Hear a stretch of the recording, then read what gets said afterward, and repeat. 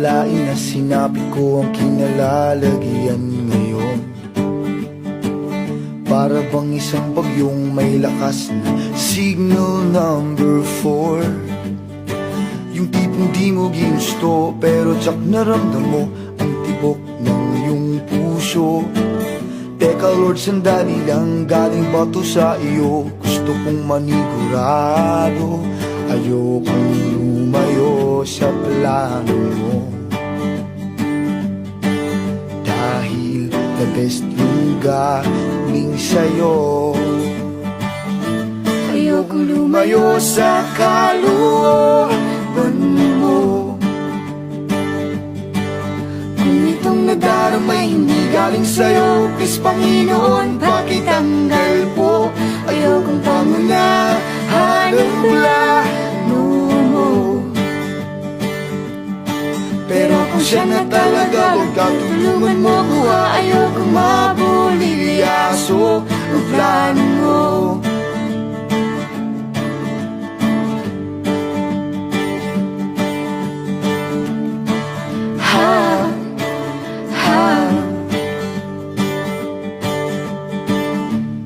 Inasahan ang saniyang pinilit kinalalagyan ngayon.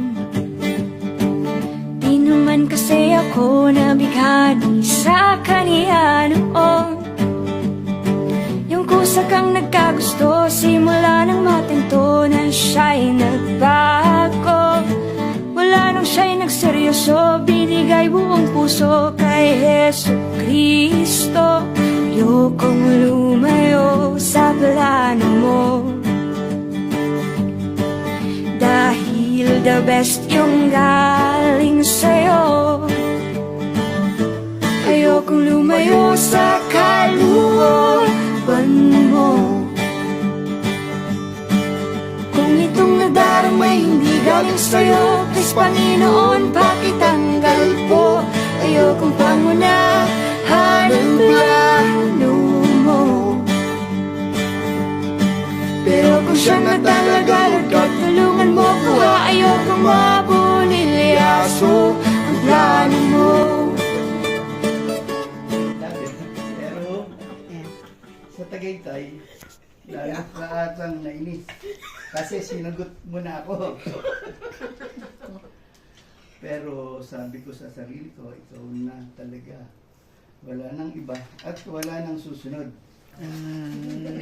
Hindi ko man alam kung ano mangyayari sa dulo, pero hanggat nandito ka sa tabi ko, hindi ko ipagkakait sa iyo ang pagmamahal ko at talagang deserve mo.